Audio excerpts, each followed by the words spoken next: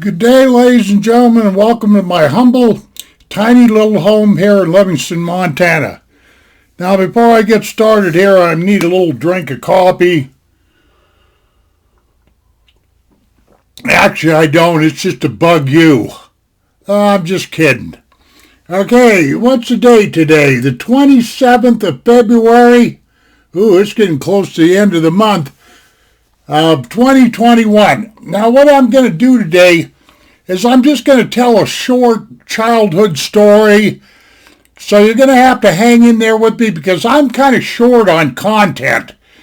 I really am. Sometimes I have to practically do backflips to try to think of something to talk about on my channel or whatever here. I think with YouTube creators, I think dreaming up content is a problem for a lot of YouTubers. That's what I think. But some do better than others. I don't do so well, but then again, I don't try to make money here, so I don't care. Okay, the setting for this story is all of this stuff here I'm going to be blabbering about took place when I was living in a place called Boren, Montana, and I had just gotten my driver's license. I know doggone well I hadn't had my driver's license for more than 6 months, and which would have made me around 16 and a half years old or something like that. And this was just prior to my family moving to a place called Polson, which was only 12 miles away.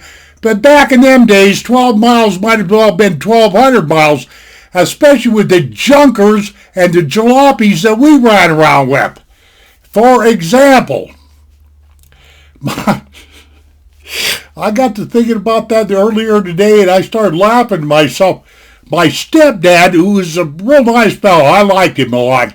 I got a lot of reasons for saying that. But anyway, he had come upon or bought, listen to this. This is a true story, unless you folks were born, with a Cadillac or an Audi in your garage or a Porsche, which I don't think that's the case.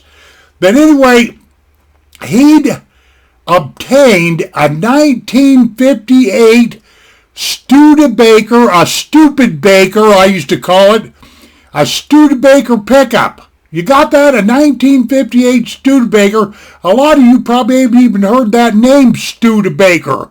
But it was actually a car company at one time. I think they got bought out by Chrysler, if I'm not mistaken. I don't know. I don't remember that.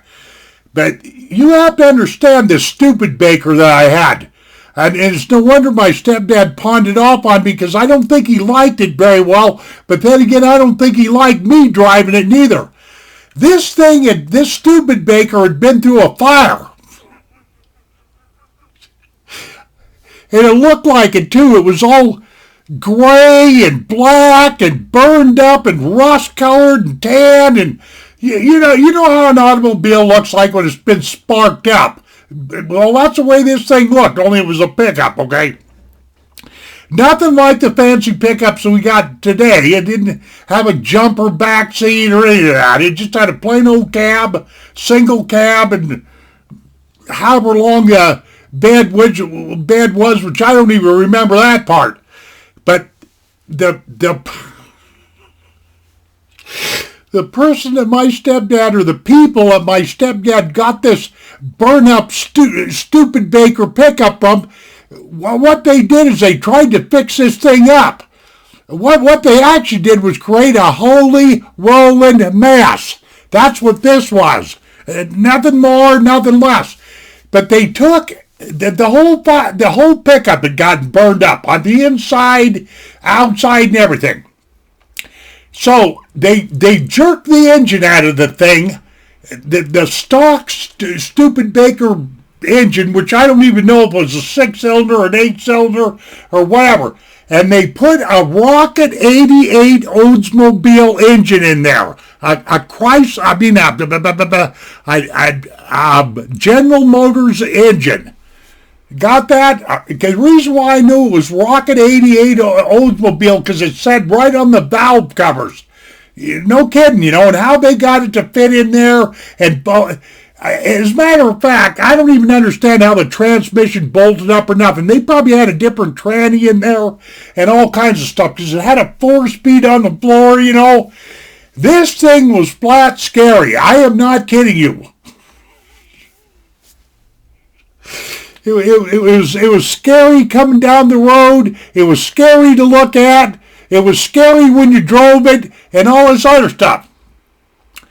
Now, for a dash, considering the inside had been all burned up, the people I had it before my stepdad got it somehow, some way, got a dash out of a Ford pickup to fit in that Stupidbaker, that Studebaker. It had a Ford dash in it. Are you starting to get the picture here? I mean, this is a holy rolling nightmare, you know. But anyway, I remember this. My stepdad sold me this pickup for $125. He let me make payments to him. $125, you know, no kidding. You know, because back in my day, you know, there was no such a thing as running around, not with the crowd I ran around with, and not in my family. Nobody was running around with no $10,000 or $15,000 car. You know, just things like this just didn't happen.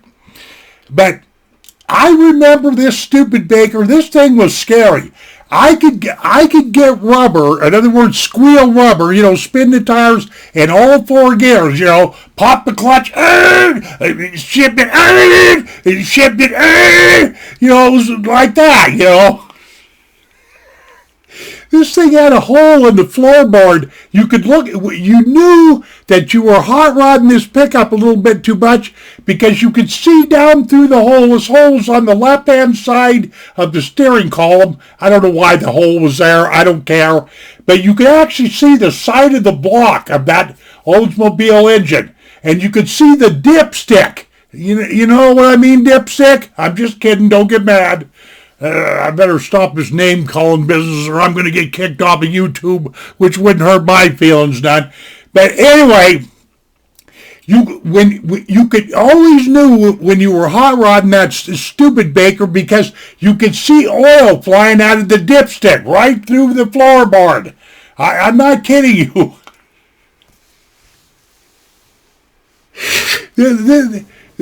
If you thought, and then back in them days, if you thought you were going to drag Maine and get you some girls with this old wreck, you know, pick up some girls, you're out your bird, you know. That's the way this show went.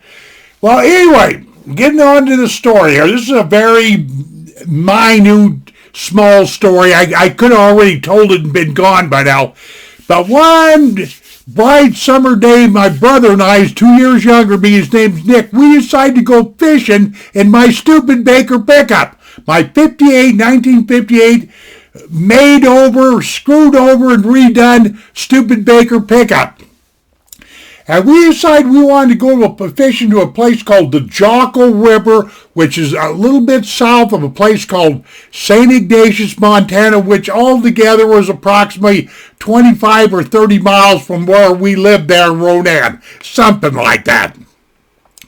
Anyway, so we goes bombing. Now, back in them days, the main highway that run between Missoula, Montana, and the Mission Valley was US 93. It still is, only it's a lot wider, a lot bigger, etc. But back in them days, it was just a 2-lane US highway. Nothing special about it. I think we were lucky to even have pavement on it back in them days, to tell you the truth about it. So here's my brother and I. We throwed all our fishing gear in this 1958 Stupidbaker, and we go bombing down the road. We go bombing south of Ronan, going towards the Jackal River. You know, and I'm in this thing, you know,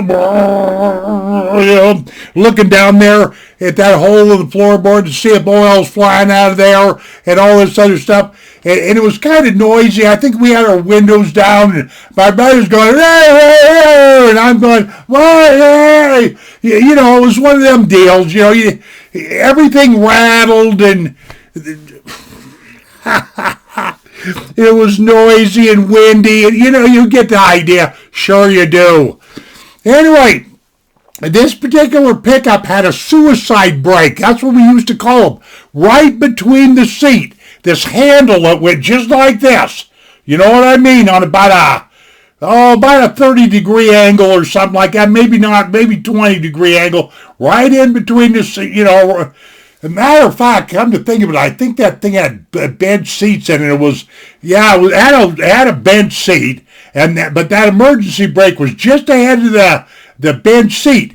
And I'm bombing along, and I seen my brother over there getting a little, not nervous, but fidgety and everything, that's the way us kids were back in the day.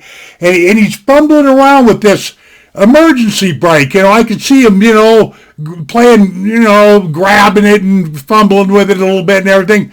And I said, hey, leave that alone, like that. He didn't hear me so well, And this is what this brother of mine did. Now, I really like this brother of mine. He's 2 years younger than me. Back in my day, we kind of clung on to each other because we didn't have much. And, we grew up together real close, like brothers really should, But anyway, for some strange reason that I'll never figure out, my brother, he grabs onto that emergency brake, and I think it had some kind of a hook or a button or some barnyard thing on there, and he just reefers back on this thing just as hard as he can.